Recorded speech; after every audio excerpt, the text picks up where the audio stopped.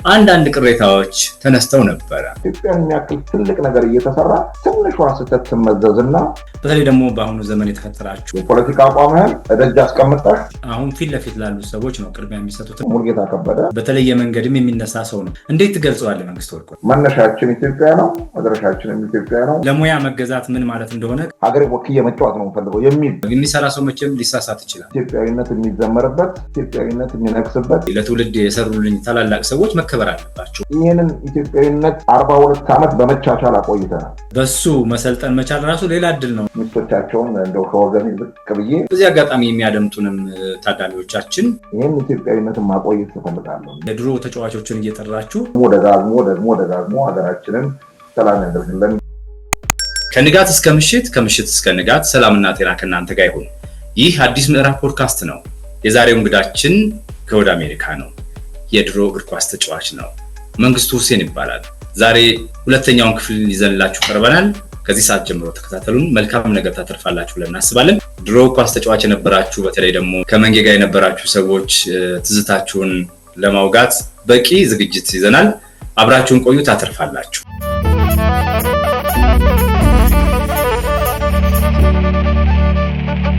በድጋሚ ተገናኝተናል። መንጌ ከጓደኞች ጋር ሆነ ስትጫወት ማትረሳቸው የሚያዝናኑ ገጠመኞች አሉ ወይ? እንደው ጥሩም ይሁን መጥፎ ለትዝታ ያህል ብናወጋቸው ምን ይመስልሃል?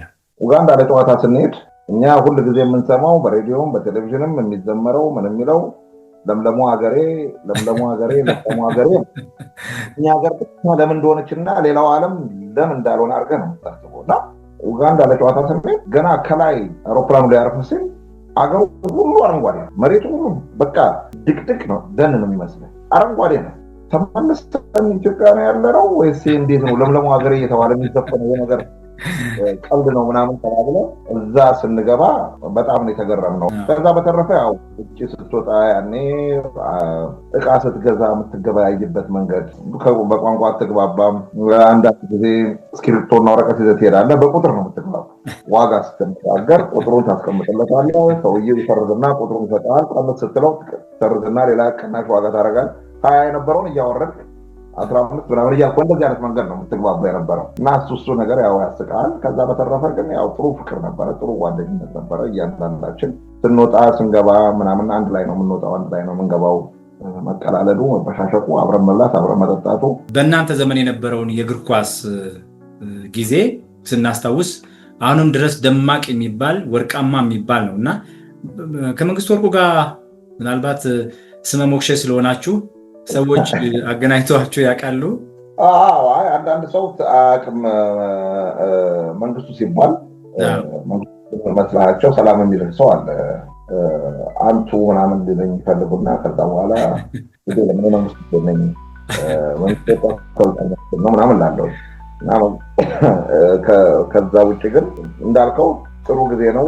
አጋጣሚ ሆኖ ወጣቱንም ስመረጥ፣ ክለቤም ስጫወት፣ ናሽናል ቲምም ስጫወት ሀገሪቱ ውስጥ አሉ የሚባሉት ትላልቅ አሰልጣኞችን በሙሉ የማግኘት እድል አግኝቻለሁ። ከእያንዳንዱ ደግሞ የተወሰነ ነገር ትማራለህ፣ የተወሰነ ነገር ትቀስማለህ። ለምሳሌ በቲሜ ደረጃ ያሰለጠነኝ ከዛ የማን ያዘዋል አለ ጋሻ አስመላሽ ነው መጀመሪያ በክለብ ደረጃ ስንጫወት። ከዛ በኋላ ከዛ የማን ያዘዋል፣ ከዛ በኋላ አስራት፣ ከዛ በኋላ የኛው የራሳችን ተጫዋች የነበረ ኃይሉ አሁን አትላንታ ነው ያለው።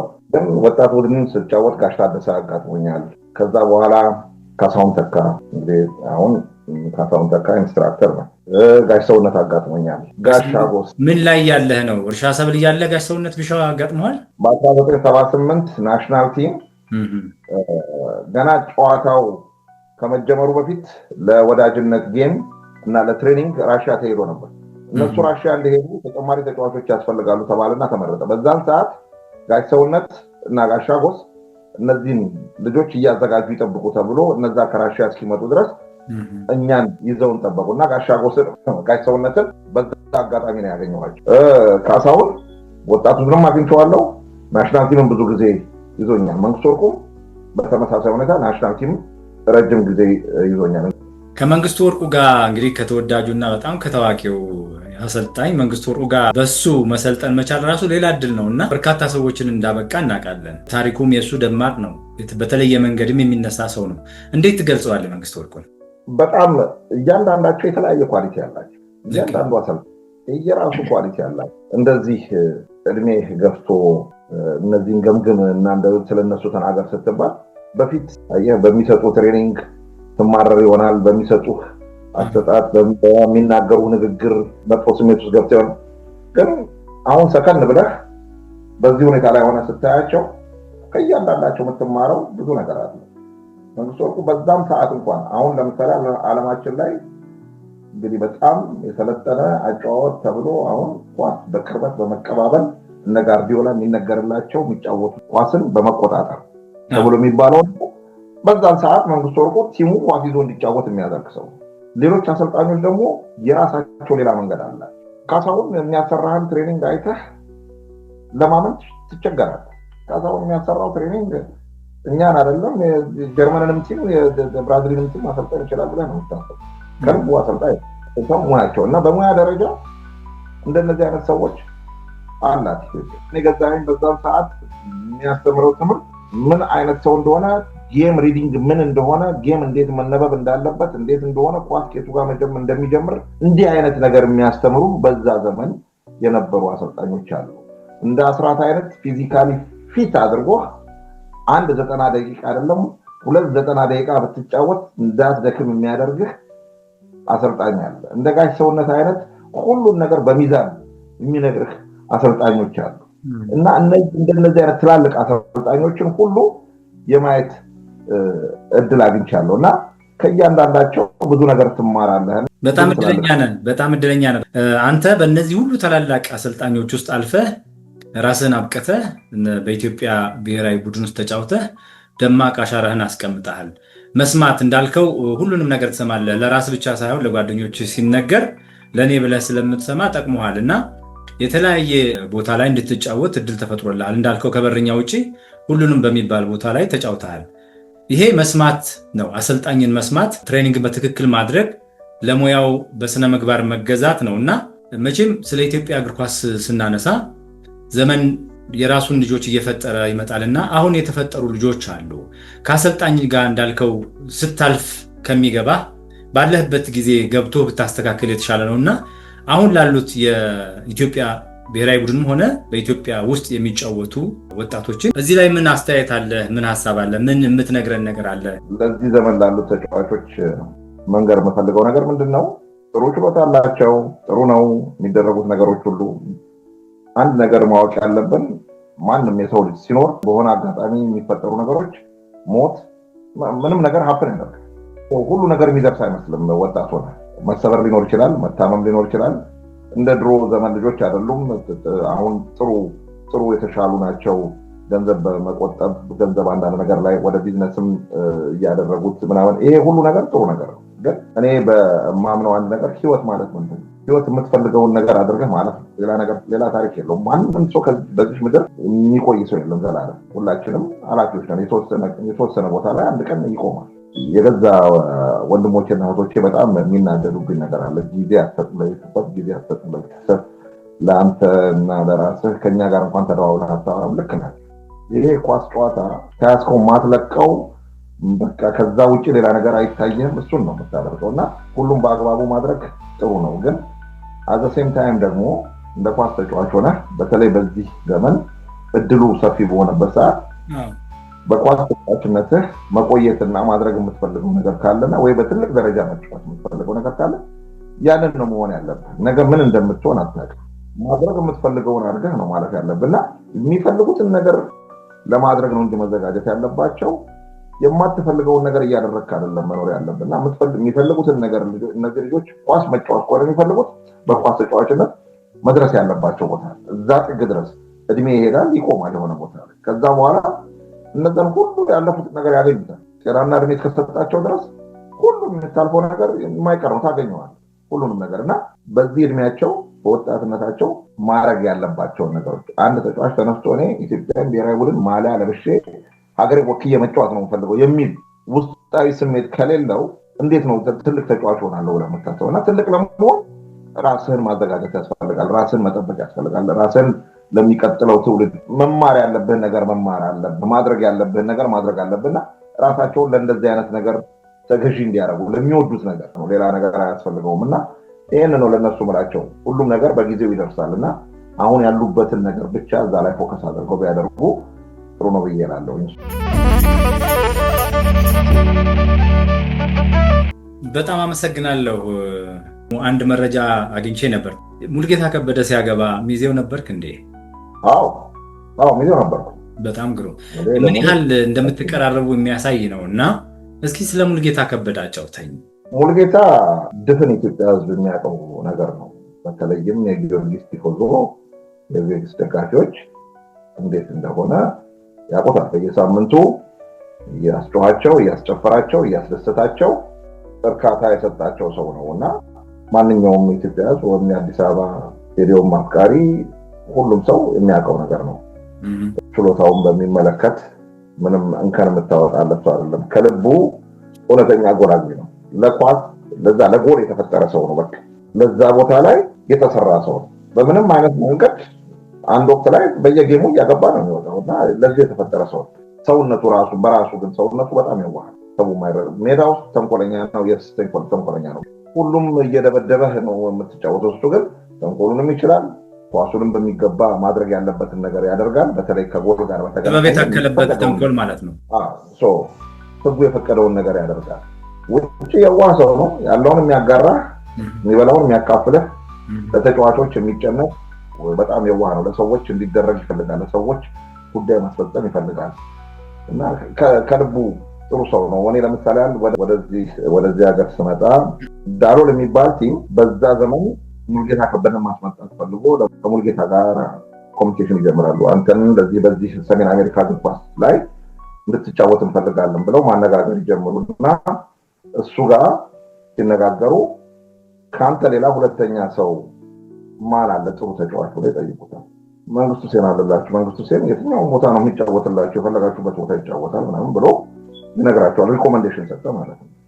አጋጣሚ ሆኖ እሱ ይህንን ሲነግራቸው ቼክ ለማድረግ ደግሞ እዚህ ሀገር ያለን ሰው መጠየቅ ፈልገዋል። እዚህ ሀገር ደግሞ ያለን ሰው ተጫውቶ ያሳለፈ ሰው እዛው ቲም ውስጥ ያለ ሰው ማን አለ? ተካባ አለ እና ተካባን ሲጠይቁት አንድ ሰው እንኳን መምጣት ካለበት መምጣት ያለበት መንግስቱ ነው ብሎ ደግሞ ተካባ ይነግራቸዋል።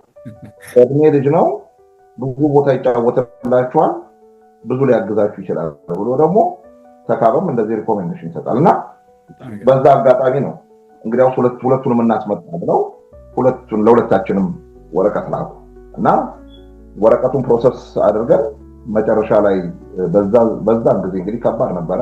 ቪዛ ስናገኝ እሱ የመጀመሪያ ልጁን ወልዷል። በዛ እኔ ልጄን ትቼ አልሄድም ማለት እና ባለቤቱንም ሳናገራት መንጌ የሚሆነው ስለማይታወቅ ተወው አለች። ኦኬ እኔ 1995 ስመጣ ለብቻዬ ነው የመጣሁት። ግን በአመቱ እሱ ለሌላ ቲም እንደገና ለዲሲ ስታር ቲም መጥቶ ተጫወተ እና እዛ ላይ ተንተናልን። ከልብ ነው የምወደው። ነፍሱን ይማረው።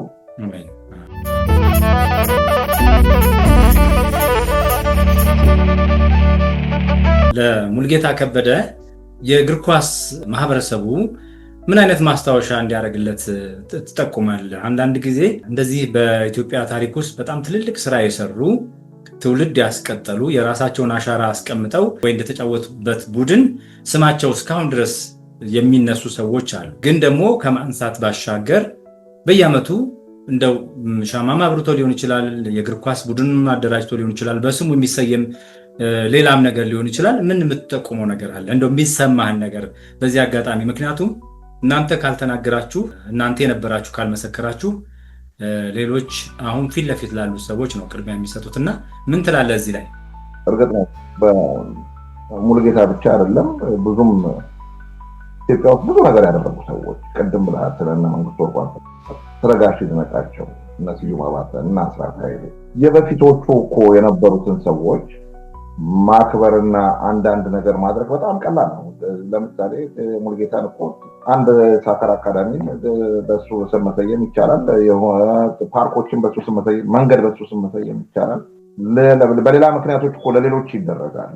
አዲስ ነገሮች አይደሉም እና በተለይ ግን የሳን ጆርጅ ቲም የኢትዮጵያን ስፖርት በግንባር ቀደምነት የሚጠራ ቲም 89 ዓመት ሞላው ቲም ነው። እንግዲህ እንደዚህ ቲም በኢትዮጵያ ስፖርት ትልቅ ነገር ያደረገ ቲም የለም። እንግዲህ እነዚህ ሁሉ የምንጠራቸው ሰዎች አብዛኛዎቹ ከዛ ቲም የወጡ ናቸው። ሙልጌታ ከበደ የዘመኑ ቁንጮ የሆነ ሰው ነው እና እሱን በማስታወሻነት አንድ ነገር እንዲሰየምለት ማድረግ፣ ያለበለዛም ደግሞ ይህን ሁሉ አስጨፍሮናል፣ አስደስቶናል የሚሉ ትላልቅ ባለሀብቶች በስሙም እኮ ትምህርት ቤት መክፈት በስሙም ይቻላል።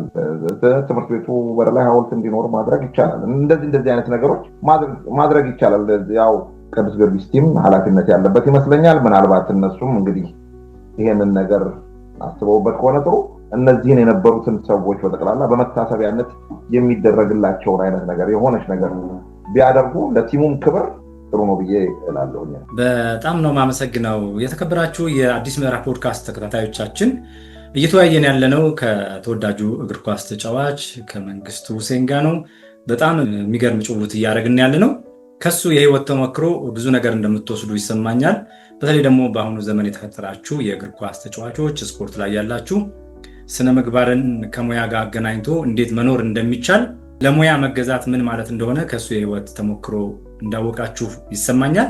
መንጌ፣ አሁን አገር ቤት ውስጥ ከነበሩ ትዝታዎች አሁን ወዳለህበት ወደ ሰሜን አሜሪካው ቶርናመንት ልወስድህ ነው እና አለ የምትለው ነገር ካለ ግን እሱን መጀመሪያ እናውራ። እኔ ብዙ ነገር የለም እንግዲህ በዛ ዘመን የነበረ የኳስ ተመልካችም ሆነ ወይም አሁንም ያሉትን ቢሆን የኳስ አፍቃሪዎች ኢትዮጵያ ውስጥ ሁሉ ጊዜ ኳስ ፍቅር አለ። በጣም በጣም ትልቅ አክብሮት አለኝ ለእነዚህ ሰዎች።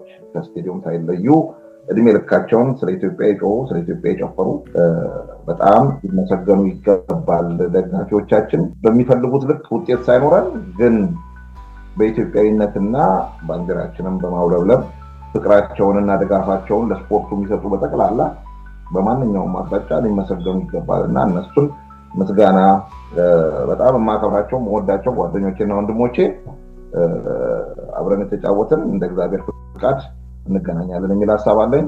በጣም በጣም አሁንም ቢሆን ቲሜን ጓደኞቼን በጣም አከብራለሁ፣ በጣም ወዳቸዋለሁ። ይሄ መልዕክት ይድረሳቸው።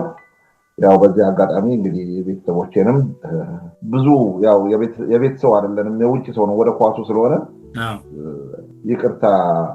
ግን በቃ ህይወታችንና ልባችን ያለው እዚህ ላይ ነው። በቃ ሁሉ ጊዜ ስለ ኳስ ነው፣ ጠዋትም ማታምና የኳስ ነው እንጂ ሌላ ነገር ስላልሆነ ይሄንን ያው የለመዱት ነገር ቢሆንም ግን በአደባባይ ቤተሰቦቼንም ባለቤቴንም ቤተሰቦች ሁሉም ይሄንን ይረዳልን እና በቃ ኳሱ እንደዚህ ነው። እኛ ማናታችን አንድ ጊዜ እዛ ሄዷል።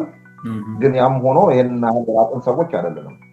ግን በቤተሰብ ደረጃ ሲሆን ደግሞ ትንሿን ሰዓት ስለምታስፈልጋቸውና ስለሚከፋቸው በተለይ ሁሉ የምናደርገው ደግሞ እጅግ በጣም ጊዜያችንን ወስደን በዚህ ወደ ሰሜን አሜሪካው ስንመጣ ደግሞ ጊዜያችንን ወስደን ቮለንተር ሆነን የምንሰራው ስራ ስለሆነ እና የትዳር ጓደኛህ ጊዜዋን ሰጥታህ ነው እንጂ ያንን ጊዜ ባትሰጥህ በፍጹም ልታደርገው የምትችለው ሰዓት አይደለም እና የኔም ብቻ ሳይሆን የሌሎቹም በስፖርት ላይ ያሉት ሰዎችና በእንደዚህ አይነት ደረጃ እየሰሩ ያሉትን ሰዎች ሚስቶቻቸውን እንደው ከወገኔ ዝቅ ብዬ ላመሰግናቸው እወዳለሁ። እነሱ በሰጡን ጊዜ ነው፣ በእነሱ ሰዓት ነው ይህን ሁሉ ነገር የሚሰራውና ክብር ለእነሱ ይሁን። አመሰግናለሁ። በጣም ግሩም። ያው እንደሚባለው ነው አንዳንድ ሰው ተመቻችቶ ስራ የሚሰራ ከሆነ ውጤታማ ከሆነ ከጀርባው ሌላ ሰው አለ። በተለይ ደግሞ ባለትዳር ከሆነ የትዳር አጋሩ የቤቱን ነገር ቀጥ አድርገው፣ ቤት ውስጥ እንደምታውቀው ይከብዳል፣ ከልጆች ጋር መሆን ይከብዳል፣ የቤቱ ስራ በራሱ ይከብዳል፣ ኃላፊነት ይከብዳል። አንተ ውጭ ስኬታማ እንድትሆን ባለቤት ለከፈለችው መስዋዕትነት እኛም በጣም ማመስገን እንፈልጋለን። በሌሎችም እንዳልከው እግር ኳስ ተጫዋች ሆነው ሌላ ሙያ ውስጥ ሆነው ሐኪምም ሆነው ሚስቶቻቸው ለሚከፍሉት ነገር ለሚስቶች እና ለእናቶች ሁሉ ምስጋና ይገባል። አመሰግናለሁ።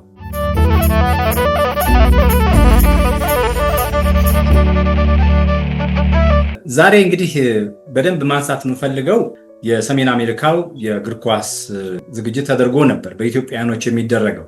እንደው ጠቅለል አድርገህ ሰሜን አሜሪካው ቶርናመንቱ መቼ ነው የተጀመረው? ኤስኤፍኤን የተመሰረተው በ1984 ዓ.ም ነው።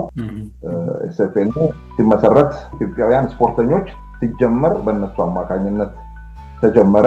ቤተሰባዊ ዋናው ነገር ኢትዮጵያኖች መገናኛ እንዲሆናቸው ብቻ ሲጀመር በቀላል ነበር የተጀመረው።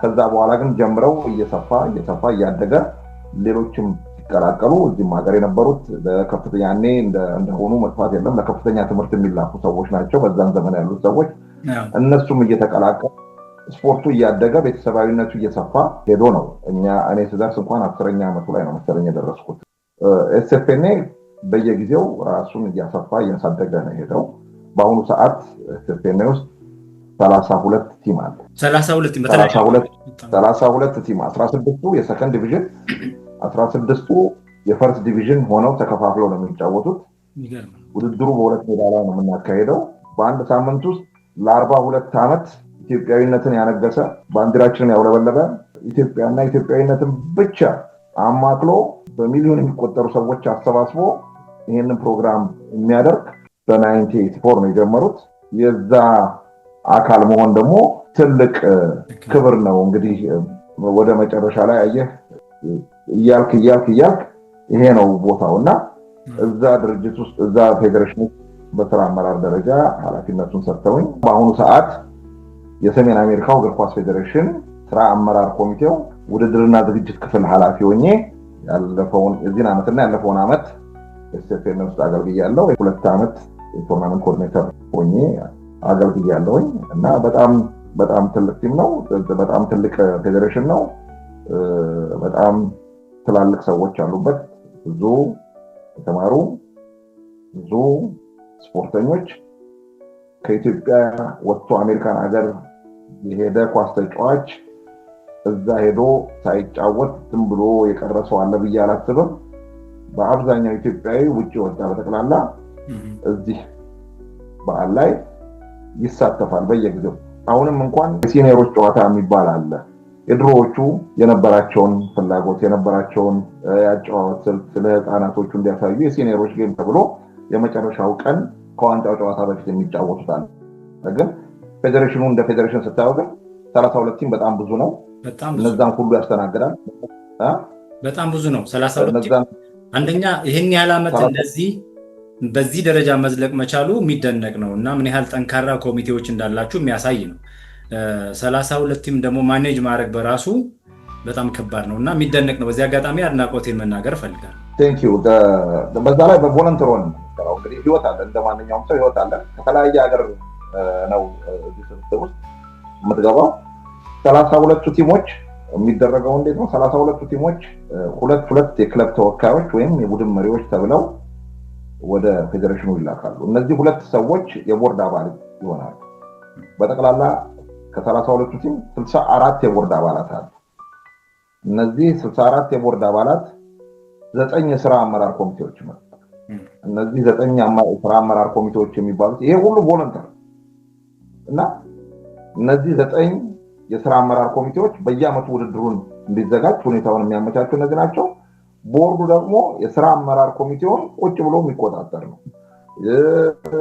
ስራ በቶርናመንቱ ጊዜ ሲሆን ስራውን ያግዛል ከዛ ውጪ ግን እያንዳንዷን ነገር የሚደረጉት ነገሮች ህጉ በፈቀደው መልኩ ነው ከህግ ውጪ ነው የምናደርገው እንዴት ነው የሚሰራው ብሎ ይሄ ቦርድ የድርጅቱ የበላይ አካል ማለት እሱ ነው እና በዛ መሰረት እንግዲህ ወደ 73 ሰው ገደማ አለ ማለት ነው ይሄንን ስራ ለመስራት ከዛ ውጪ ከ800 በላይ ኳስ ተጫዋች ይሳተፍበታል 832 ቲም 25 ተጫዋች ያስመዘግብ እሱን እንትን ማለት ነው እንግዲህ እና ወደ 800 ተጫዋች አለ ከዛ ውጪ እንግዲህ 800 ተጫዋቾቹ በትንሹ 3-4 ቤተሰብ ቢኖራቸው እንግዲህ እያንዳንዱ ቤተሰብ የዛ ተጫዋች ደጋፊ እንኳን ቢሆን በስንት ሺህ የሚቆጠሩ ሰዎች እጃችን ላይ አሉና ትልቅ ድርጅት ነው ማንም ሊያሳካ ያልቻለውን ነገር አሳክቷል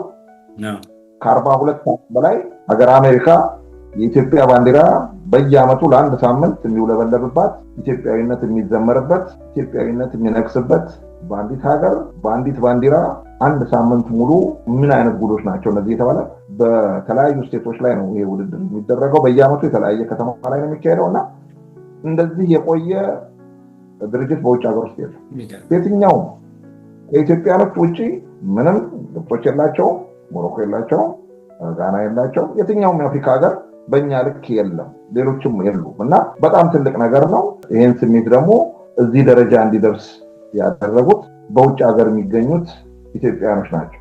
ሀገራችን ብለው እንደ ጥምቀት ወይ እንደ መካ ወይ እንደ ኢየሩሳሌም ነው ህዝቡ ከያለበት ያንን ጊዜ አፈላልጎ ቀኑን አሳውቁም ብሎ የሚመጣው ህዝባችን ነውና ለህዝቡ ትልቅ ከበሬታ አለ። ለህዝባችን ትልቅ በጣም እጅግ በጣም ትልቅ አክብሮት ነው ያለን። ይሄ ደግሞ የሁላችንም የጋራ ጉዳይ ነው። የኢትዮጵያዊነት ጉዳይ ስለሆነ የማንንም ድግስ ለማክበር አይደለም፣ ኢትዮጵያዊነትን ለማክበር ኢትዮጵያዊነታችንን ለማቆየት ስለሆነ በዛ መሰረት ነው የምንጓዘው እንጂ እኛ ዘጠኛችን በፈለግነው መንገድ እኛ ባሰብነው እና በለካነው ልክ አይደለም።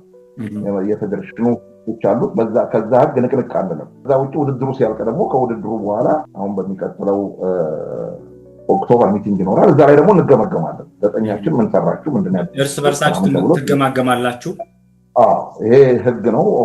የኦክቶበር ሚቲንግ ላይ ማን ምን ሰራ፣ ማን ምን አደረገ፣ እንዴት ነበረ፣ ሁሉን ነገር እንጠየቃለን። ለዛ መልስ እንሰጣለን። የነበረውን ነገር እያንዳንዳችን በየዲፓርትመንቱ እንጠየቃለን። ይሄ ነገር ነው የሚካሄደው እና እኔ የዛ ፌዴሬሽን ውስጥ ያለ ሰው በመሆኔ እና እንዲህ አይነት ትልቅ ፌዴሬሽን ውስጥ በመሳተፌ በጣም ደስተኛ ነኝ።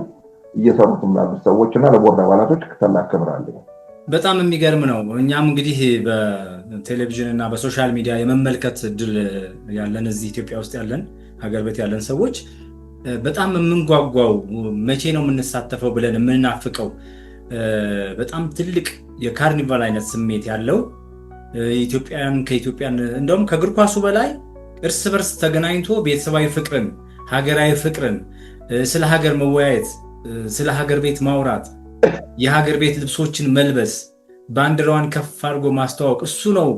እንደውም ከእግር ኳሱ በላይ እሱ ደምቆ ይታያል እና ይሄ የእናንተ አቅም ነው፣ የኮሚቴው አቅም ነው። በዚህ አጋጣሚ ኮሚቴው መመስገን መቻል አለበት። እንዳልከው ደግሞ የተቋቋመው ካምፓኒው ድርጅት እንደ ሀገርም እውቅና የሚሰጥበት ጊዜ ሩቅ ይሆናል ብዬ አላስብም። ምክንያቱም ይህን ሁሉ ህዝብ አስተባብሮ፣ ይህን ሁሉ ቡድን አስተባብሮ፣ ይህን ሁሉ ሰው በዚህ ደረጃ ስለ ሀገር እንዲዘመር ማድረግ መታደል ነው። ትልቅ አቅምም ትልቅ ኮሚትመንትም ይፈልጋል እና ይጠይቃል ጭምር።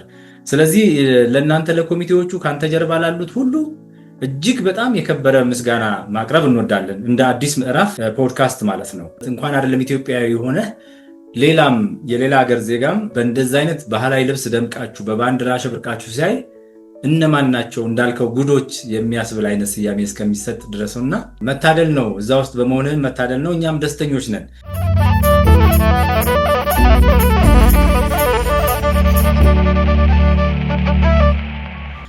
በዚህ አጋጣሚ በየዓመቱ ለምታደርጉት የእግር ኳስ ጨዋታ ላይ ወይ ደግሞ የዓመታዊ በዓላችሁ ላይ ድሮ ለኢትዮጵያ ብሔራዊ ቡድን የተጫወቱ ኢትዮጵያ ውስጥ ተጫውተው ጥሮታ የወጡ በኑሮ ደከም ያሉ የድሮ ተጫዋቾችን እየጠራችሁ እውቅና መስጠትና የተወሰነ ድጎማም ታደርጋላችሁ። ይህን ነገር እንዴት ታየዋለህ? ምን ያህል ሰዎች ተረዱ? በጣም ጥሩ። እንግዲህ አሁን ፌዴሬሽኑ የሰራቸውን የ42 ዓመት ታሪክ መዘርዘር ከባድ ነው፣ ግን እንደው በቀላሉ አሁን ሀሳቤ ላይ መጡትን አንዳንድ ነገሮች ላካፍል። ይሄ ፌዴሬሽን በሀገር ደረጃ ሀገር ችግሩ ስትገባ ብዙ ጊዜ ድጋፉን በተቻለው አቅም፣ ለምሳሌ የቅርብ ጊዜ ትውስታችን ኮቪድ ነው። በኮቪድ ዓለም ሁሉ ቤት ውስጥ በተቀመጠበት ሰዓት ኤስኤፍኤን ግን ወገኖቻችን እኛ በውጭ ሀገር እንኖራለን፣ የሚያስፈልጉት ነገሮች የተሟሉ ናቸው፣ ሁሉም ነገር እናገኛለን፣ ወገኖቻችን ሲያልቁ ግን ዝም ብለን ማየት አንችልም ተብሎ አስፈላጊ ነገሮች ማስክ በዛን ሰዓት ላይ ከባድ ማስክ ነበር፣ እንደ አልኮል አይነቶች እነዛ ማስኮቹ የሚደረጉትን ነገር ይሄን ሁሉ ገዝቶ ልከዋል። ከዚህ በፊት ድርቅ መጣ የተባለ ጊዜ ለድርቅ ለዛ ለውሃ ማስቆፈሪያ ለምናምን ተብሎ እንደዛ ተደርጓል። ከመቅዶኒያ ጋራ በተቻለን አቅም ግንኙነት አለን። ከዚህ በፊት ለአበበች ጎበና እርዳታ ተደርጓል። አዘሴም ታይም ደግሞ ቅድም እንዳልከው ኢትዮጵያ ውስጥ ተጫውተው ያሳለፉ ሁለት ተጫዋቾች ወይም አንድ ተጫዋች በየዓመቱ የክብር እንግዳ እያለን እየጠራን የተወሰነች ድጎማ ለካ አስተዋዋሽም አለኝ እንዲሉና ብርታት እንዲሆናቸው ዝም ብለው እንደሚል አንድ ኢትዮጵያ ውስጥ ያለን ተጫዋች ጠርተህ እንደዚህ አይነት ምስጋና ስትሰጠው እድሜ ይጨምራል። በእውነት ከልብ ነው ደስ የሚለው። ለካ አልወደቅንም ማስተዋወሻ አለን የሚል ስሜት ይሰጣልና በዚህ አይነት ስሜት ከኢትዮጵያ እዚህ መጥተው ተገኝተው ይህንን በዓል አብረውን አክብረው ይሄዳሉ። ሌላ አንድ ለማንሳት የምፈልገው የሀገር ባህል ልብስ ተለብሱ። እኛ ኢትዮጵያ እንደሚባል ልዩ ቀን አለ። የኢትዮጵያኖች ቀን የሚባል አርብ ቀን ነው የምናደርገው። ይህን የኢትዮጵያን ቀን ሁሉም በኢትዮጵያዊ ባህል ልብስ ይመጣል። በዛን ቀን ከኢትዮጵያዊነት ሌላ የሚዘመር ነገር የለም፣ ኢትዮጵያዊነት ብቻ ነው። በዛ ፕሮግራም ላይ ብዙ አይነት ሾዎች አሉ። እንደዛም ሆኖ ደግሞ እንዴት እንደዚህ ይደረጋል የሚለን የሚጠይቅ ይህን ሁሉ ነገር እያደረግን ጥያቄም አለ። እንዲህ ተደርጓል፣ እንደዚህ ሆነ። ትናንሿን ነገር የተሰራው ትልቁ ነገር ይታይና ኢትዮጵያን የሚያክል ትልቅ ነገር እየተሰራ ትንሿ ስህተት ትመዘዝና ያቺን ደግሞ መነጋገሪያ ትሆናለች። እና እኛን ማገዝ የሚፈልግ ሰው ይህን ኢትዮጵያዊነትን ማቆየት ትፈልጋለሁ የሚል ሰው በዚህ አጋጣሚ እንደው ለመናገር ሁሌ በራችን ክፍት ነው። ዌብሳይታችን አለ። ዌብሳይታችን ላይ ኢሜል ሊያደርጉልን ይችላሉ። አስፈላጊ ከሆነ ደግሞ ስልኮቻችንም አሉ፣ ደውሎ ማናገር ይቻላል። ይህንን ኢትዮጵያዊነት 42 ዓመት በመቻቻል አቆይተናል። ከዚህ በኋላ ሌላ 100 ዓመት እንዲቆይ ነው የምንፈልገው። እኛ ብቻ እስካለንበት ሰዓት አይደለም። ሰዎች ኃላፊ ናቸው። እናልፋለን፣ እኛ እንሄዳለን፣ ሌሎች ሰዎች ሌሎች ወጣቶች ይተካሉ እና ኢትዮጵያ ግን ትኖራለች። ስለዚህ ኢትዮጵያዊነትን ማቆየት ነው የሚያስፈልገው እና አንዳንድ የተደረጉ ነገሮች ካሉ አንዳንድ ይሄ ነገር ልክ አይደለም ብሎ የሚያስብ ሰው ካለ በፈለገው አይነት መልኩ ሊያገኘን ይችላል። ከኛ ጋር መወያየት ይችላል፣ መነጋገር ይችላል፣ ማሳደግ ይቻላል። ይሄን ብታረጉት ብሎ ሀሳብ ሊሰጠን ይችላል። ሲሰራ ስህተት ሊኖር ይችላል። የተሳሳተ ነገር ካለ ከጊዜ ወደ ጊዜ ከሀገር ሀገር ስንሄድ የተለያዩ አይነት ችግሮች ይገጥማል። ምክንያቱም አንዱ ከተማ ውስጥ የሚፈቀደው ሌላኛው ከተማ ውስጥ አይፈቀድም። እዚህ ሀገር ህጎቹ በጣም የተለያዩ ናቸው እና አንዱ ከተማ ላይ ተፈቀደልህ ነበር፣ አንዱ ከተማ ላይ የዛኛው ስቴት ደግሞ ኖ እኛ እንደዚህ አይነት ነገር አንፈቅድም ይላል። በየጊዜው አዳዲስና ትሪክ የሆኑ ነገሮች ይገጥሙናል። እነዛን ፋይት እያደረግን የምንሰራው እና በዚህ ሁሉ ነገር ውስጥ ግን 42 ዓመት አልተቋረጠም። ከኮቪድ ጊዜ ውጭ ኮቪድ በህግ የተከለከለበት ማንም የማይወጣበት ጊዜ ስለነበረ ነው እንጂ ከዛ ውጭ ተቋርጦ ያለ ይህንም በተሟላ ሁኔታ ነው የምናደርገው እና እንዲህ አይነት ነገር እንደገና ለመፍጠር ከባድ። እንዲህ አይነት አንድነት ደግሞ በእውነት ነው የምልህ፣ እንዲህ አይነት አንድነት አገር ቤትም ውስጥ አታየው። እንዲህ አይነት ፍቅርና እንዲህ አይነት መያያዝ የኢትዮጵያዊነት ስሜት በምንም አይነት ማግኘት ከባድ ነው እና ዩኒክ የሆነ ነው። ይሄ ድርጅት ዩኒክ ነው እና እርዳታም ውስጥ አለ፣ ሌላም ችግሮች ውስጥ ይካፈላል። እንደገና በእንዲህ አይነት ሁኔታ ደግሞ የራሱን አስተዋጽኦ ያደርጋል። ሌላ አንድ እንደው በዚህ አጋጣሚ ለማንሳት ምናልባት ያኛው እንኳን ራሱን የቻለ ብዙ ነገር ያስፈልገዋል። ለምሳሌ ያህል ኤስኤፍኤም በመኖሩ ኤስኤፍኤም ስላለ ነው ይሄ ሁሉ ኳስ ተጫዋች ወደ አሜሪካን የመጣው። ስለዚህ ሀገር ቤት ያሉት ጓደኞቻችን ትንሽዬ ነገር በወር 10 ብር እንኳን እያዋጣን ለምን አንድ ነገር አናደርግም በሚል ያ ማህበር ተወለደ።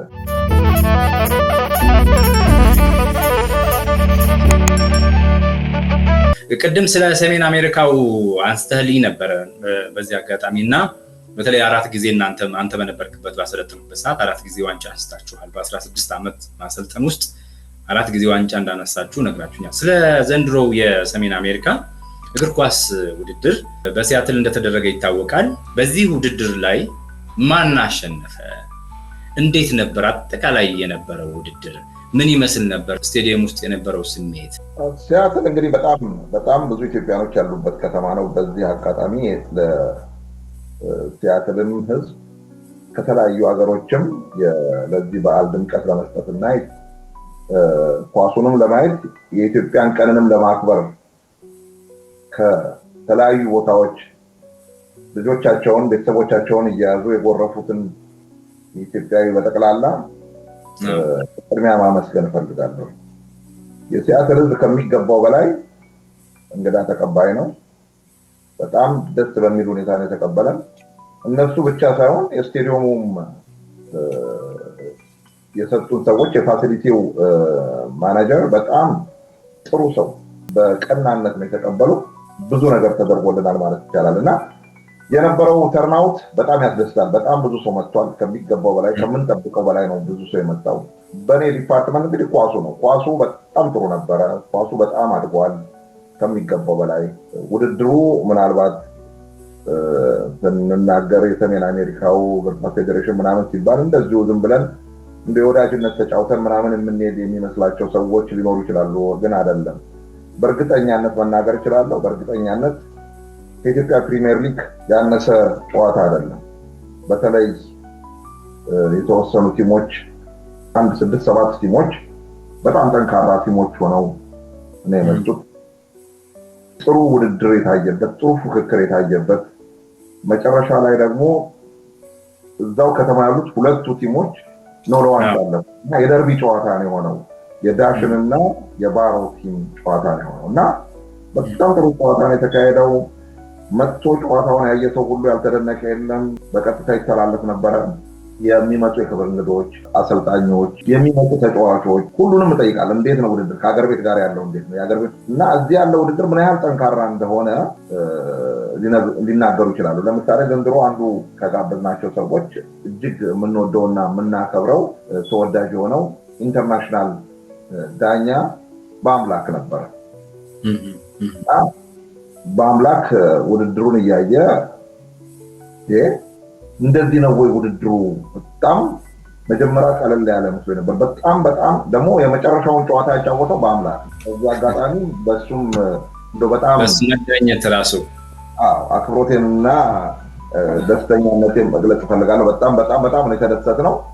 እሱ መጥቶ እንደውም አንዳንድ ነገሮች የሚስተካከሉ ነገሮች እንዲህ ቢሆን ጥሩ ነው፣ ይሄን ለወደፊቱ ማድረግ ያለብንን ነገር እንዲህ ነው፣ በቃ ይሄ ነው ኢትዮጵያዊነት እና በእንደዚህ አይነት ሁኔታ ነው ውድድሩ ምን ያህል ከባድ እንደሆነ ጨዋታው ኦልሞስት ኤቭሪዴይ ጨዋታ አለ። በ7 ቀን ውስጥ ነው 5 ጨዋታ ለዋንጫ የሚደርሱት ቲሞች በ7 ቀን ውስጥ 5 ጨዋታ ይጫወታሉ። በየቀኑ እንደማለት ነው። ሌሎቹ ቲሞች ደግሞ በሳምንቱ 3 ጨዋታ ይጫወታሉ። 3ቱን ጨዋታ ተጫውቶ ያላለፈው ቲም እንትን ይላል። የቀሩት ግን 4 ወደ ሰሚን ፋይናል የሚገቡት ቲሞች 5 ጨዋታ የሚጫወቱት በ7 ቀን ውስጥ በእንደዚህ አይነት ፕሬሸር ነው ጨዋታው። ግን ኤቭሪዴይ ባያቸው ቁጥር ኤቭሪዴይ ልጆቹ የበለጠ ነው የምታየውና በጣም ነበረ የነበረው ሁኔታ የነበረውም ህዝቡም የመጣውም ተርናውቱም በጣም ደስ ይል ነበረ።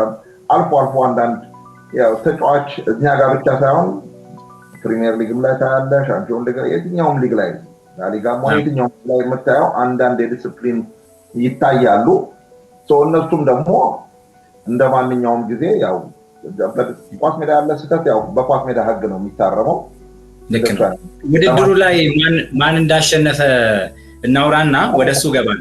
ውድድሩ ላይስ እንደው ማን ያሸነፈው? ስንት ለስንት ያሸነፈው? የባሮ ቡድን ነው ያሸነፈው።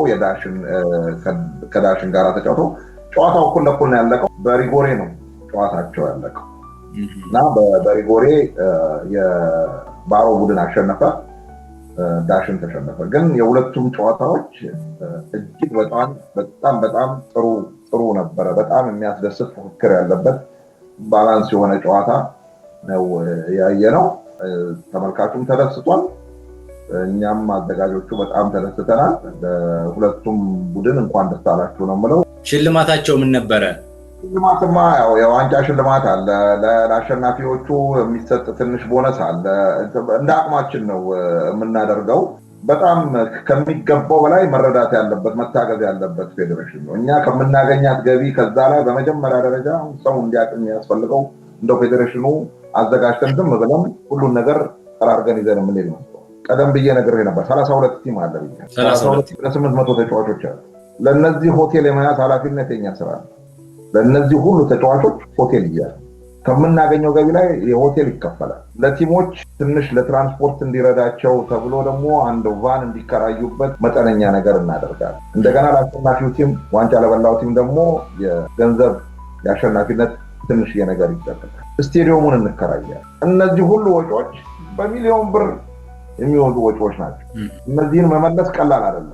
ፖሊስ በነፃ መጥቶ አይጠብቅልህም። ለሴኩሪቲ ይከፈላል። እነዚህ ሁሉ ነገሮች ወጪ አላቸው። እነዚህ ወጪዎች ደግሞ ወጪዎች አይደሉም።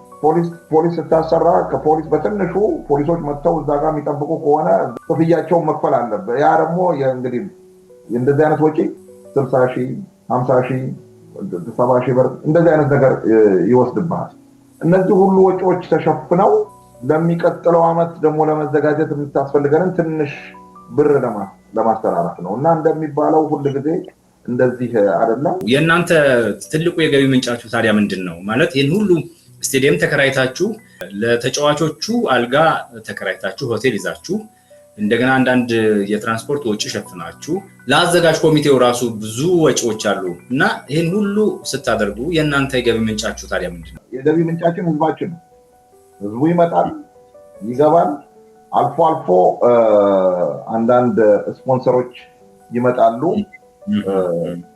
በዚህ አጋጣሚ እንደውም አመስግኜ ለማለት ኦፕኒንግ ዴይ የሚደረገው ፕሮግራም ላይ የምንለብሰውን ለተጫዋቾቹ የሚለብሱትን ቲሸርቶች ለኛ የምንለብሰውን ለአዘጋጅ ኮሚቴዎቹም የምንለብሰውን ዋናው ስፖርት አሁን በዚህ አጋጣሚ ላመሰግን ሀብቴን በጣም እግዚአብሔር ያክብርልን። ያለፉትን 2 ዓመት ያለማቋረጥ የኢትዮጵያንም ፕሮዳክት የምናሳይበት ስለሆነ መጥቶ ያሉትን ቲሸርቶች ሀገር በቀል የሆነ እንትን እንዲታይ እኔ እናደርጉልናልና መጥቶ እሱ ስፖንሰር አድርጎ ቲሸርቶቹን በነፃ ሰጥቶናልና እንደዚህ አይነት ድጋፎች አልፎ አልፎ እንግዲህ የአንዳንድ ኢንቨስትመንቶች እየመጡ ያስተዋውቃሉ። ማንም ሰው ከፖለቲካ ነፃ እስከሆነ ድረስ ማንም መጥቶ ስፖንሰር ቢያደርገን ደስተኞች ነን። መልካም። አብራችሁ መስራት ቢችል ባለሀብትም ቢመጣ የተለያዩ ግለሰቦች መቼም ሮል አላቸውና በእንደዚህ አይነት ጉዳይ ላይ መጥተው አብረዋችሁ ቢሰሩ ለትውልድ የሚጠቅም ለሀገር የሚጠቅም ነው። እንዳልከው እግር ኳስ ጤናማ የሆነ ግንኙነት ነው፣ ከፖለቲካ ጋር አብሮ መሄድም አይደለም። ስለዚህ እናንተ የመሰረታችሁት ከትውልድ ትውልድ እየተላለፈ አሁን ላይ ደርሷል፣ ነገም ይቀጥላል። ስለዚህ በዚህ ጉዳይ ላይ አብረዋችሁ ሊሰሩ ባለሀብቶች የሚፈልጉ ባለሀብቶች ካሉ በራችሁ ክፍት ነው ማለት ነው። እኛ ደስ ይለናል። ማንኛውም ባለሀብት መጥቶ እኛ ጋር ቢሰራ ወይም ማድረግ የሚፈልገውን ነገር ፕሮዳክቶቹን አምጥቶ ማስተዋወቅ ቢፈልግ ሪል ስቴቶች የመጡ ነበሩ። እንደዚህ አይነት ነገሮች ቢመጡ ደስታችን ነው። ኦንሊ ቲንግ ከኛ ጋር ሊያጋጨን የሚችለው ከፕሪንሲፕላችን ጋር ልንጋጭ የምንችለው ምንድነው? የፖለቲካ አቋም ይዘው ግን ከኛ ጋር አብሮ ለመስራት እኛ ይሄ ፌዴሬሽን የህዝብ ነው። ምንም አይነት ፖለቲካ እንዲቀላቀልበት አንፈልግም። የፖለቲካ አቋምህን እደጅ አስቀምጠህ ነጋዴ ብቻ ሆነ ከመጣህ ደስ ብሎ ነው የምንቀበለው። እኛ ሌላ የምንጠይቀው ነገር ምንም አይነት ሌላ ከባድ ክራይቴሪያ የለንም። ያለን ክራይቴሪያ ከፖለቲካ ነፃ እስከሆንክ ኢትዮጵያዊ እስከሆንክ ድረስ በቃ። በነገራችን ላይ በዚህ በዘንድሮ የእግር ኳስ ጨዋታ ላይ ሲያትል ላይ የነበረው አንዳንድ ቅሬታዎች ተነስተው ነበረ። እነዛን ቅሬታዎች እንዴት ነው የምታስተናግዷቸው እናንተ? እንዴት ነው ያያችኋቸው? ምክንያቱም ትንንሽ ቅሬታዎች እየጎለበቱ ሲመጡ ፌዴሬሽኑን አደጋ ላይ ሊጥሉት ስለሚችሉ የሚቀጥለው አሁን የምትገማገሙት መድረክ ላይ የምታቀርቡት ይመስላችኋል ወይ? ትወያዩበታላችሁ ወይ? ይሄ በጣም ጥሩ ጥያቄ። ልክ ነው። አልፎ አልፎ አንዳንድ ቅሬታዎች ነበሩ። ለምሳሌ በሰዓቱ አልተጀመረም የሚል ቅሬታ አለ። እዛ ድንኳን ሰርቶብናል። አንድ ደግሞ መግቢያ ትኬት ላይ እንደዚህ ተሰርቷል፣ የትኬት ዋጋው ከሚያሳየው ውጭ ነው የተሰራው የሚል ፒአራችንን በኩል የደረሰ እንትን አለ። ወቀሳ ስንሰራ እንደ ድርጅት ነው የምንሰራው፣ እንደ ፌዴሬሽን ነው የምንሰራው። ስንጠየቅም እንደ ፌዴሬሽን። በዚህ በኦክቶበር በተባለው ሚቲንግ ላይ እነዚህ ሁሉ ነገሮች ይነሳሉ፣ መነሳታቸው አይቀርም። በአግባቡ ለድርጅቱ ወይም ለፌዴሬሽኑ ጥያቄው ከመጣ ያንን ጥያቄ በአግባቡ ለምሳሌ አንተ አንድ ያየኸውን ችግር ወይ በቲክቶክ ወይ በዩቱብ ቻናል ስላለህ በዩቱብ ቻናልህ ዝም ብለህ ከለቀቀው ያው ኢትዮጵያዊነትን ነው የምትጎዳው። ዞሮ ፌዴሬሽኑ ስትጎዳው ኢትዮጵያዊነትን ነው የምትጎዳው። እኔና አንተ ግን ተቀራርበን ማውራት እንችላለን፣ ተደዋውለን ማውራት እንችላለን። ለፌዴሬሽኑ እኔም ብቻ ሳይሆን ለፕሬዚዳንቱ፣ ለጸሐፊው የሁላችንም ስም፣ ስልክ ቁጥር፣ ኢሜል ዌብሳይታችን ላይ ከዛ ዌብሳይት ላይ አንስተው ጥሩ ምክር ካለ ይሄ ነገር በዚህ ጊዜ እንደዚህ አይተናል፣ ይሄ ነገር አግባብ አይመስለንም፣ ለወደፊቱ ሊጎዳ ይችላል።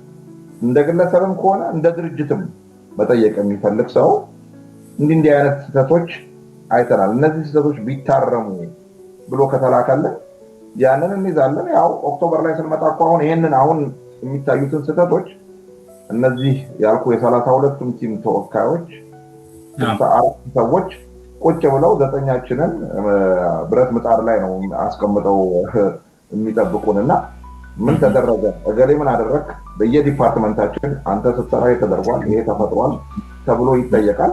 ለዛ በቂ መልስ መስጠት አለ።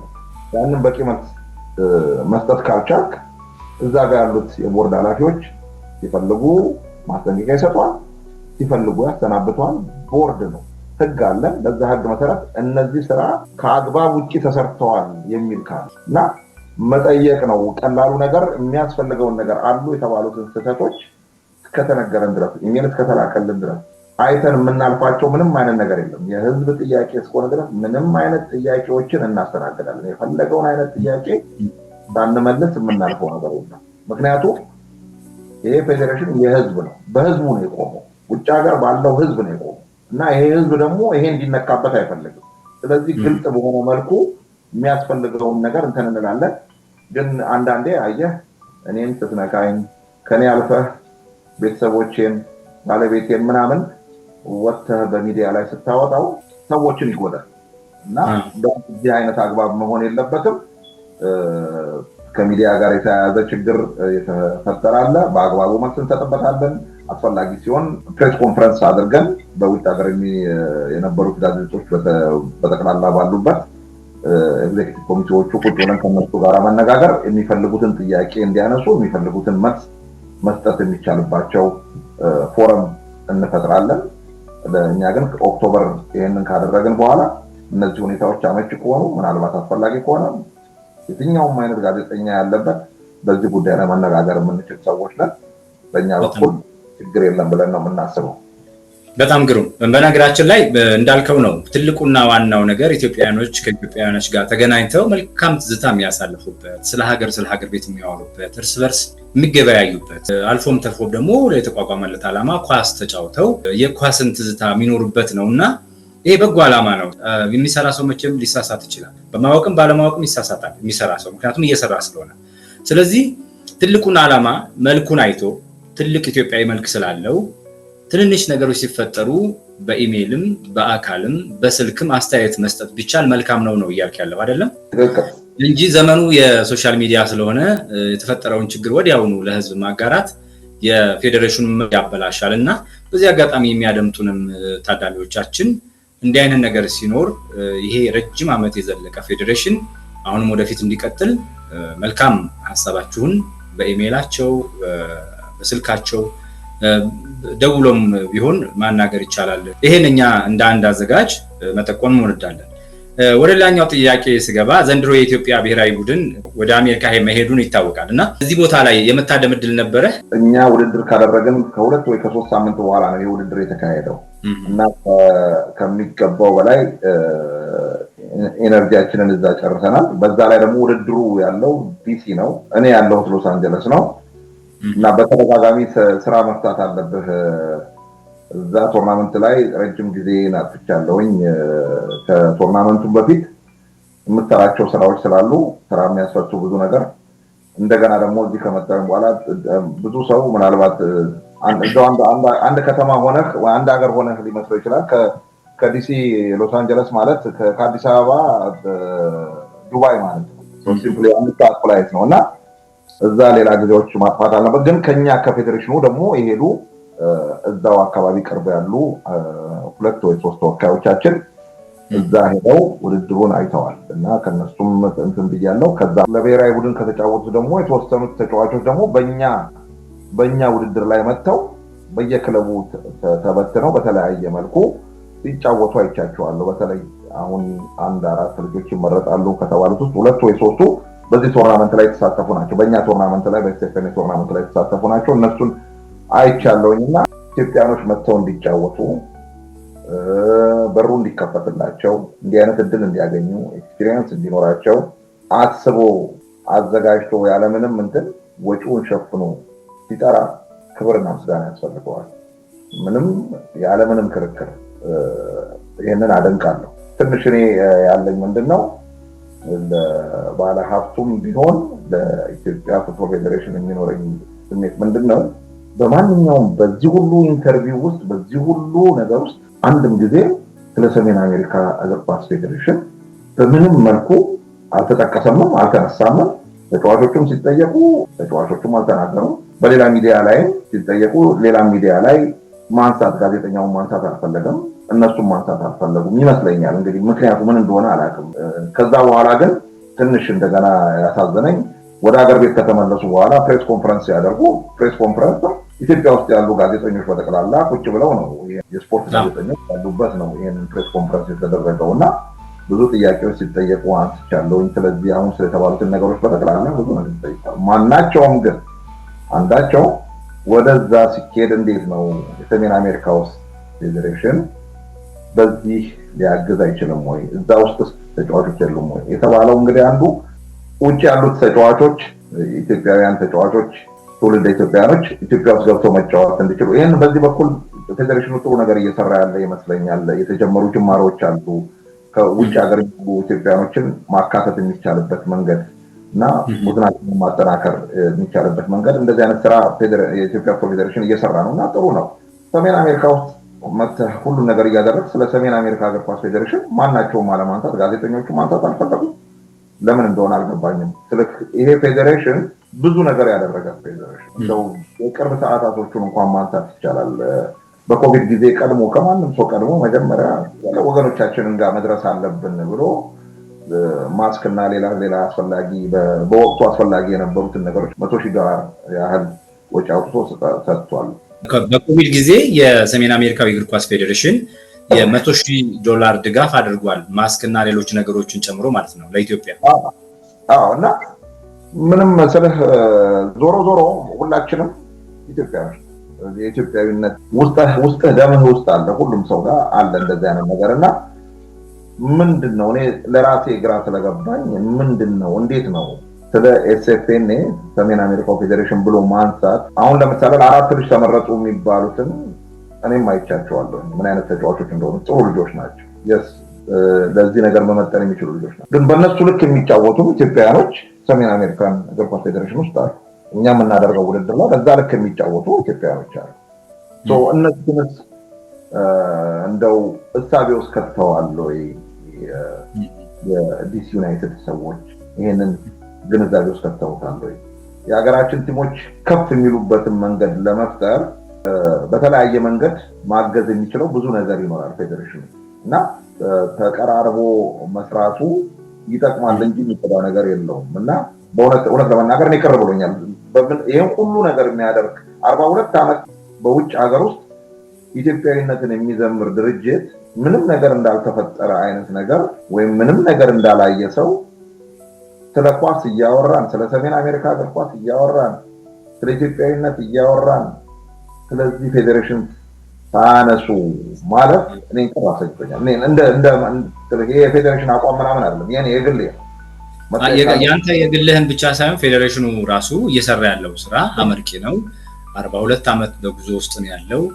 በርካታ ኢትዮጵያኖች ብዙ ኳስ ተጫውተዋል። በርካታ ኢትዮጵያኖች የተገናኙበት ባህል ልምድ የተለዋወጡበት ነውና ይሄን አለማንሳት እንዳልከው በግል ብቻ ሳይሆን እንደ ፌዴሬሽንም ቅሬታ ይፈጥራል። ይሄን ነገር ምናልባት ከሰሙት በኋላ ለምን እንዳላነሱት መልስ የሚሰጡበት ይመስለኛል ብዬ አስባለሁ። ምክንያቱም ቢነሳ ለማንም አይደለም ለሁላችንም ነው የሚጠቅመው። አብሮ ተቀራርቦ መስራቱ እንደውም ልምድ ያለው ድርጅት ብዙ ድጋፍ ብዙ መንገዶች ያሳያል ብዬ አስባለሁና በዚህ ጉዳይ ላይ ከሰሙን በኋላ መልስ የሚሰጡ ይመስለኛል። ትልቁና ዋናው ነገር ዓላማው አንድ ነው። ኢትዮጵያኖችን እርስ በርስ ማገናኘት፣ የኢትዮጵያ ታዳጊ ወጣቶችን ኳስ ማጫወት፣ አቅማቸውን አሳድጎ ዓለም አቀፍ ደረጃ ላይ እንዲደርሱ ማድረግ ነው። ሌላ የተለየ ነገር የለውም። ከዛ ውጪ ደግሞ የባህል ግንኙነቱ በጣም ይሰፋል። ቤተሰብ ከቤተሰብ ጋር ይገናኛል። መቀራረቡ፣ መነጋገሩ፣ አብሮ መስራቱ ያዋጣል የሚል ነው። እኔ እንደ አንድ ሚዲያ ላይ እንደሚሰራ ሰው መናገር ፈልገው። በቂ ነው። በበቂ ሁኔታ ተናግረዋል። ምናልባት አንዳንድ ጊዜ ሁሉን ነገር ከተለያየ አቅጣጫ ማየት ያስፈልጋልና በቀናነት ታልፎ ሊሆን ይችላል እና ዋናው ነገር የኢትዮጵያ ስፖርት ይታገዝ፣ የኢትዮጵያ ስፖርት ይደግ። ግን ያው ያለኝን ስሜት እኔ ተሰማኝን እንደ ሰው እንደ አንድ ተጫዋች መናገር ስላለብኝ ነው። እኔ ተፈጥሮ እንደዚህ ነው። ከደጅ ማውራት አይደለም ፈልገው የሚሰማኝን ነገር ፊት ለፊት እናገራለሁ። አሁን አንተ ፊት የተናገርኩት ነው። እነሱም ጋር በገናኝ ይሄንኑ ነገር ነው የምናገረው። አንድ ሰው ጥያቄ ካለው መልስ ቢያገኝ መልካም ነው እና ዝም ብለህ ከምታብሰለስለው እንደዚህ ፊት ለፊት ህዝብ ፊት ተናግረው መልሱን ማግኘቱ እንዳልከው አንተ ባሰብከው መልኩም በቀናነት አንዳንድ ጊዜ ታልፎ ሊሆን ይችላል።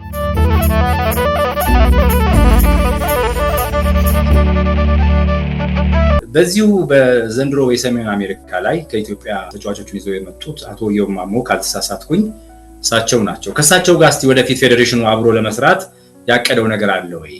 ሰፊ እቅድ አላችሁ ወይ? እስቲ ስለሱ ነገር እሳቸው ባለሀብት ናቸው። እንግዲህ ብዙ አይነት ቢዝነስ በጣም ቢዚ ሰው ሊሆኑ ይችላሉ። ከኛ ጋር ተቀራርበን እስካሁን እንዲህ ነው ብለን የተነጋገርነው ብዙ ነገር የለም። ነገር ግን እዚህ ዓመት መጥተው በተወሰነ ደረጃ እሳቸው አልመጡም፣ ግን ጥሩ ጅማሮ ያለ ይመስለኛል። ለወደፊት አቅጣጫው ወዴት ይሄዳል የሚለውን ነገር አላውቅም። ቁጭ ብለን ውይይት አላደረግንም። ስለዚህ እንዲህ አይነት ፕላን አለን ብለን የምንለው ነገር የለም። በእርግጠኛነት ግን እኛ የተነሳንበትን ዓላማ እግር ኳስ ብቻ ሳይሆን ካልቸራል ኢትዮጵያ እንደሚባል ትልቅ ቀን አለ በአሜሪካን ሀገር እጅግ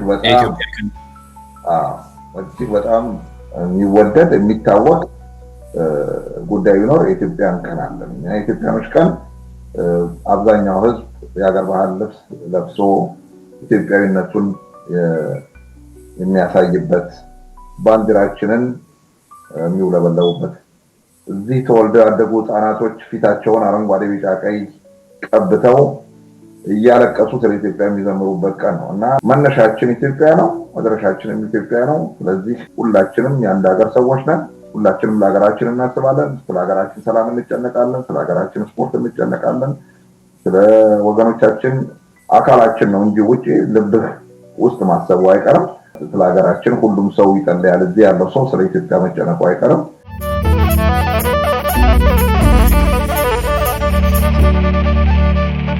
ይህ አዲስ ምዕራፍ ፖድካስት ነው። ዛሬ እንግዲህ ከመንግስቱ ሁሴን ጋር የቀድሞ የእግር ኳስ ተጫዋች አሁን ደግሞ በሰሜን አሜሪካ የተቋቋመው ፌዴሬሽን ላይ የእግር ኳስ ቡድኑ ቲም መሪ ከሱ ጋር ነው እየተወያየን ያለ ነው እና ስለነበረው ነገር በጣም በደንብ አድርጎ ነው የነገረን። እናንተም ከኛ ጋር ሆናችሁ ይህን ሀሳብ እንደተጋራችሁ ይሰማናል። መንጌ በጣም ደስ ብሎኛል። ድርጅታችሁ ለመሆኑ ከኢትዮጵያ በየዓመቱ እያመጣ የሚረዳቸው የሚሸልማቸው ሰዎች አሉ። ምንድነው ክራይቴሪያው የሚመረጡት ወደ አሜሪካን ሲመጡ?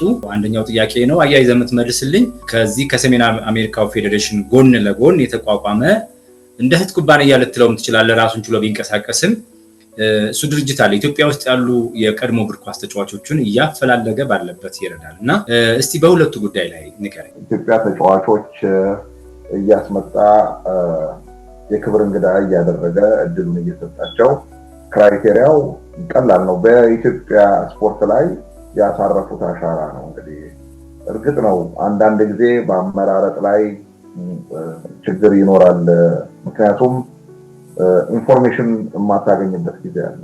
እነዛን ሰዎች እንትና አይቀርምም ወይ ለእንትና አይሆንም ወይ እንደዚህ የሚባሉ ነገሮች ይኖራሉ። አንድ ወቅት ላይ ደግሞ እንደውም በጣም ተቸግረን ስለነበረ መደዳውን የ4 ዓመት ነው የ5 ዓመት ሁለት ሰዎች ምናምን እያደረግን አንዳንዴም ሲገቡ ቪዛ ስለሚከለከሉ ሁለት እየሆኑ ቢመጡ ጥሩ ነው ብለን እንደዛ እያደረግን አሁን እስከ 2026 ድረስ ያለው እንትን ተብሏል መሰለኝ እና ከዛ ውጭ ግን በአብዛኛው ጊዜ የሚደረገው በሀገር ውስጥ በተጫዋችነት ያሳለፉ ለኢትዮጵያ ብሔራዊ ቡድን ያገለገሉ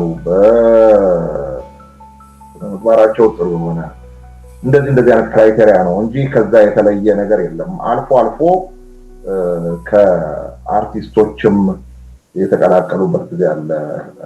ነፍሳቸውን ይማር እንደ አፈወርቅ ተክሌ ነበር የመጡበት ጊዜ አለ። ትላልቅ ሰዎች የተገኙበት ጊዜ አለና እንዲህ አይነት አጋጣሚዎች አሉ። ከዛ በተረፈ ግን ማንም ሰው የሚመረጠው በሀገሩ ላይ ኢትዮጵያ ላይ ምን ሰርቶ አለፈ፣ ምን ሰርቶ ነው ይሄ ሰው እዚህ ደረጃ የደረሰው የሚለውን ነገር እናያለን። በአብዛኛው ግን በተቻለን አቅም ወደ ስፖርቱ እናደላለን። አንድ ስፖርት ሰው ከጠራን አንድ ሌላ ደግሞ ለመቀላቀል እንትን እናደርጋለን። በዚህ አይነት መልኩ ነው እስከዛሬ ምርጫው ሲካሄድ የቆየው። ሁለተኛው ጥያቄ እንግዲህ ስለ እርዳታው ድርጅት ነው። እርዳታው ድርጅት የነሱን ክሬዲት እንዳልወሰድ እንዳልኩ ከመስራቾቹ አንዱ እኔ ነኝ። ምን ይባላል የእርዳታው ድርጅት ስሙ ምን ይባላል? በሰሜን አሜሪካ የኢትዮጵያ እግር ኳስ ተጫዋቾችና ደጋፊዎች መረዳጃ ማህበር ነው። ይሄ ማህበር እንዳልኩ እንግዲህ የዚህ የፌዴሬሽን አየህ ትልቅነት ይሄ ነው። ፌዴሬሽኑ በመኖሩ እንዲህ አይነት ሌላ የእርዳታ ድርጅት አዋለደ። ፎከስ አድርገን ለኳስ ተጫዋቾች መድረስ እንችላለን። ማህበሩ ሲመሰረት ይሄ ማህበር እንዴት እንደተመሰረተ በነገር በጣም ያሳዝናል። ኢትዮጵያ ውስጥ የነበሩ ኳስ ተጫዋቾች አንደኛ ወንድማችን ተቸግሮ ለመብላትም ለመጠጣትም አልቻለም። ግን ሀገር ወክሎ የተጫወተ ሰው ነው።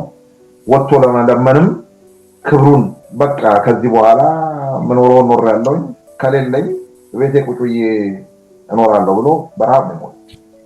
እንዲህ አይነት ስትሰማ ስፖርተኛ ሆነህ አጋጣሚውን አግኝተህ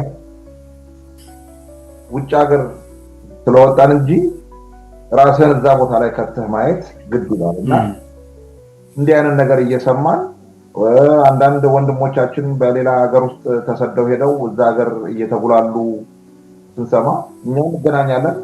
ፌዴሬሽኑ በሚያደርገው ቶርናመንት ላይ ተገናኝተን እንጫወታለን፣ አብረን እንበላለን፣ አብረን እንጠጣለን ምናምን። ሁሌ እየተገናኘን እንደዚህ እንዴት ነው የሚያል we gotta do something የሆነ ነገር ማድረግ አለብን። ምናልባት ተሰብስበን የተወሰኑ ኳስ ተጫዋቾች ተሰብስበን አትሊስት ለአንድ ሰው አንድ ነገር ብንልክ የዚህ ሀሳብ አመንጪና አገናኝ ዋናው ሰው አብዲ ሰይድ ይባላል። ለማብራት ያለ ተጫዋች ልጅ ነው። ከዛ በኋላ ለመድን ተጫውቷል፣ ለኢትዮጵያ ቡድን ተጫውቷል። ለአብዲ ይሄንን ሀሳብ አመጣ። አብዲ ካመጣች በኋላ ከአንዳንዶቻችን ጋር አወራና ሀሳቡን አካፈለን። ታዱ የሚባል ደግሞ የቅዱስ ጊዮርጊስ ታደሰ ገብረየስ ነው፣ የቅዱስ ጊዮርጊስ በረኛ የነበረ ነው። እሱም ይሄንን ሀሳብ በጣም መደረግ ያለበት ነገር ነው ብሎ እሱ ደግሞ ከብዙ ሰዎች ጋር ኮሙኒኬት ያደርጋል፣ ብዙዎቻችንን ያገኛል፣ በስልክ ሁላችንም ጋር የሚደዋወል ነው። ሁለቱ ይሄንን ነገር ሀሳቡን አሳደጉትና ተነጋገርን። እሺ ተብሎ በአንድ ቀን ወደ 20 ምናምን ተጫዋች ተገናኝቶ አንድ ላይ ራት በላና በዛ ተመስርቶ ሰፋ እያለ ሁላችንም በወር 10 ብር እያወጣን አንድ ነገር ማድረግ አለብን ብለን ከ80 እስከ 100 የሚሆኑ ሰዎች ተረፈው ሲቋቋም የተቋቋመበት ዋናው መንገድ ይሄ ነው።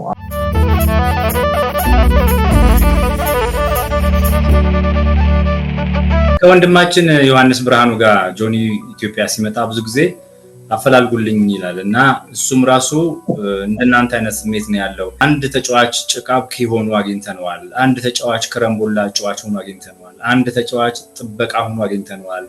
ዮሐንስ ብርሃኑ እነዚህን ያደርጋልና ተመሳሳይ ልብ ነው ያላችሁ በዛ ዘመን የነበራችሁ ሰዎች። ያለቅሳል እሱ ሰብስቦ ደግሞ ይሄን ነገር ሲያደርግ ለሁሉም ሞራል እንዲሆን ትልልቅ ነፍሱን ይማርና አስራት እነጋሽ ሰውነት ቢሻው ሌሎችም የድሮ የነበሩ ሰዎችን ሰብስቦ ምሳ ጋብዞ ይሄ ወንድማችን እንዲመደረግ አለበት ብሎ በእነሱ ፊት ነው ይሄን የሚያደርገውና ብቻዬንም አይደለም ከጓደኞቼ ጋር በማገኘው ነገር ነው ብሎ ያደርጋል። ይሄ አንድ አይነት ልብ፣ አንድ አይነት ስሜት፣ አንድ አይነት ሩህሩህነት፣ መተዛዘን እናንተ ዘመን ላይ ያለ ምንድነው የተለየ ነገር የነበረው? የተለየ ነገር እኮ አይደለም፣ ማስተዳደጋችን ነው እኮ። ቤተሰቦቻችን እኮ እያሳዩን ያደጉት ይሄንን ነው። ተካፍለን መብላት ያሳዩን ነገር ነው። ኬትም እኮ ደግነትን እኮ በአንድ ቀን ለሊት የምትለምደው ነገር አይደለም። ቤተሰቦችህ ያስተማሩህ ነገር ነው። ሄደህ ምጽዋት ለሚሰጠው ሰው እናት አባቶች ተነስተው አይደለም ከቤት ውስጥ ወጥተው ድሮ በርህ ጋር እየመጡ ነው የሚለመን የነበረው። እስቲ እዛ ጋር በር ላይ ለቆሙት ሰዎች ይሄንን ስጥ ተብላ አንተ ነህ የምትላከውና ሲመርቁት ትሰማለህ። መንገድ ላይ ለለማኝ የሚሰጠውን ነገር ፍራንክ ቤተሰብ አውጥቶ እንካ ብሎ እንደ ልጅ አንተን ነው የሚልኩት ስጥ ይሏል። ሁላችንም ያለፍንበት ከቤተሰቦቻችን የተማርነው ግብረገብ ያኔ ግብረገብ የሚባል ክላስ ነበረ። እንዳልከው በቤተሰብ ደረጃ የሚኖር ነው፣ የተኖረ ህይወት ነው። ግብረገብ ትምህርቱ ቢኖርም እናንተ ዘመን የነበረው ሰው ይኖረዋል። አንተ ፕራክቲካሊ የኖረው ስታይ አብረው ነው የምትማረው። ቤተሰብ ሲኖረው ስታይ ነው አብረው የምትማረው እና ከትምህርቱ ባሻገር ማለት ነው። እና እነዛ ነገሮች ያስተምሩሃል። ውጭም ስትወጣ ደግሞ ያው ሁሉም በተመሳሳይ ሁኔታ ነው። ትላልቆች የማንም ታላቅ ሰውን አትናገርም፣ እነሱን የመክሩን መስማት ትሰማለህ። ባህሪያችን የተለያየ ልንኖር እንችላለን። አንዳንድ ሰው በማህበር መደራጀት አይችል ይሆናል፣ አይፈልግ ይሆናል። በግሉም ቢሆን ግን ያደርጋል ይሄንን ነገር ከጓደኞቹ። አሁን ቅድም እንዳልከው ጆኒ ለምሳሌ ያህል እኔ አካባቢ ሰው ስለሆነ እዚሁ ሎስ አንጀለስ ኖረ በቅርበትም ስለምንተዋወቅ ጆኒ በብዙ ነገሮች ላይ ሲሳተፍ ነው ያውቃለሁ።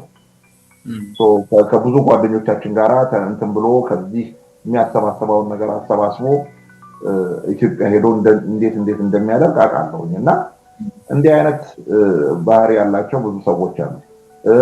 ግማሾቻችን ደግሞ በማህበር ደረጃ ተደራጅተን በማህበር ሲሆን ምንድነው አቅም ይኖርሃል። በማህበር ሲሆን ለብቻህ ብዙ አትጎዳም። አቅማችንም ውስን ስለሆነ ተደራጅተን የምናደርገው ነገር ለውጥ መፍጠር እንችላለን። እንዲህ አይነት ነገር ነው እና ያ ማህበር አሁን ያልኩ ማህበር የእርዳታው ድርጅት እንዲህ አይነት ነገሮችን ያካሂዳል። ዓላማና ፕሮግራሞች አሉት። ኢትዮጵያ ውስጥ እንደ ስፖርተኛነታችን የስፖርት ነገር ማድረግ አለብን የሚል ፍላጎት እናስባለን። ከዛ ውጪ ደግሞ ለተጎዱት ወንድሞቻችን ምን ማድረግ አለብን፣ እንዴት መሆን አለበት፣ ኖት ኦንሊ ሲታመሙ መርዳት ብቻ ሳይሆን ወደ ራሳቸውን የሚችሉበትን መንገድ መፍጠር፣ ከተረጅነት ራሳቸውን ማላቀቅና ወደ ሰራተኝነት የሚለወጡበትን ወደ አንድ ነገር እንዲህ አይነት ነገሮች እንደዚህ አይነት ነገሮች በጣም ያስፈልጉናል። የትም ቦታ ላይ የወደቁ ሰዎች ለኢትዮጵያ ትልቅ ስራ ሰርተው ለሀገራቸው ብዙ ነገር አበርክተው በህይወት አጋጣሚ የወደቁ ሰዎችን ማገዝ በርታ ማለት አንደኛ ለራስ ነው፣ ጽድቁ ለራስ ነው፣ በፈጣሪ ዘንድ ያስከብራል። እንደ ሰው ደግሞ ነፃ ህሊና ኑሮ እንድትኖር ያደርጋልና ከአንድ እንጀራ በላይ ሁላችንም አንበላም።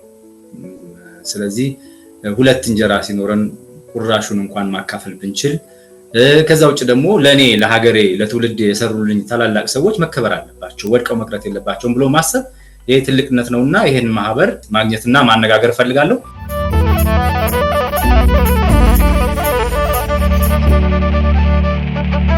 በጠቅላላ ማለት የምፈልገው ለኢትዮጵያም ላለው ስፖርት አፍቃሪ፣ በሰሜን አሜሪካ ላለውም የስፖርት አፍቃሪ መጪው ጊዜ እንግዲህ የተሻለ የውድድር ዘመን እንዲሆንላቸው ለተጫዋቾቹም የተሻለ ውጤት የምናይበት ዘመን ይሆንልናል። ሀገራችንን ሰላም ያርግልን። ደግሞ ደጋግሞ ሀገራችንን ሰላም ያደርግልን። ከዚህ ካለንበት ሁኔታ ወጥተን እንደ ቀድሟችን ኢትዮጵያዊ የሚባል ነገር ስንሰማ ሚናፍቀን እና ወንድም የምንባባልበት እህቴ የምንባባልበት ዘመን እንዲያመጣልን ነው የምመኘው። ሀገራችን ሰላም ሆና በሰላም አየር ሰው በሰላም ገብቶ በሰላም ወጥቶ ሌሎችም ውጭ ያለውም በሰላም ሀገሩ ገብቶ በሰላም ተመልሶ ተደስተን የምናሳልፍበት ዘመን እግዚአብሔር እንዲሰጠን የሁሉም ሰው ጸሎት መሆን አለበት እና በጣም ካንተ ጋር ባሳለፍኩት ሰዓታት በጣም ደስተኛ ነኝ። እግዚአብሔር ይስጥልኝ። እኛም መጪው ዘመን እንግዲህ ፌዴሬሽናችንን የበለጠ ከዚህ የበለጠ የምናጠናክርበትና የምንሰራበት ዘመን ይሆናል። ከ2025ቱ ደግሞ 2026ቱ ለየት ያለ ደግሞ የምናደርግበትና የበለጠ የሚያምርበትን መንገድ እንጥራለን በተቻለን አቅም። ግን በዚህ አጋጣሚ በዚህ ፌዴሬሽን ውስጥ አገልግለው ያለፉ ኢትዮጵያኖች በሙሉ ትልቅ ክብር አለኝ። ምን ያህል ድካም እንዳለው ስለማይ፣ ምን ያህል ድካም እና አስቸጋሪ እንደሆነ፣ ምን ያህል ጊዜህን እንደሚወስድብህ ከቤተሰብህ ከልጆችህ ከትዳርህ ነጥሎ ምን ያህል እንደሚያደርግ አውቀዋለሁ። ሌላው ትልቅ ክብር ያለኝ እነዚህ 32ቱም ቲም አሰልጣኞች ጊዜያቸውን አጥተው ተጫዋቾቻቸውን አዘጋጅተው ሲመጡ እኔ 16 ዓመት ያለፍኩት ጉዳይ ስለሆነ በምን ያህል ድካምና በምን ያህል ጊዜ እንደሚበላ አውቃለሁኝና ቲሞቻቸውን አዘጋጅተው ሲመጡ ለነሱ ትልቅ ክብር አለኝ። ሁሉንም በዚህ አጋጣሚ ማመስገን ፈልጋለሁኝ። ጥሩ የቶርናመንት ዘመን ነበረን የ2025ቱ። የ2026ቱ ደግሞ ከዚህ የተሻለ ለማድረግ እንጥራለን። በእኔ በኩል ጨርሻለሁ። አመሰግናለሁ። በጣም ነው የማመሰግነው የቀድሞ እግር ኳስ ተጫዋች መንግስቱ ሁሴን ለሰጠህን ቃለ ምልልስ፣ ለጊዜህ ከጊዜህ ላይ በጣም ውድ ከሆነ ጊዜህ ላይ ቀንሰህ ለአዲስ ምዕራፍ ፖድካስት ተመልካቾች ይሄንን የህይወት ልምድን ስላጋራህን፣ ስለ ቀድሞ እግር ኳስ በተለይም ደግሞ እናንተ የነበራችሁበትን ዘመን ስላጋራህን በጣም ነው እናመሰግነው።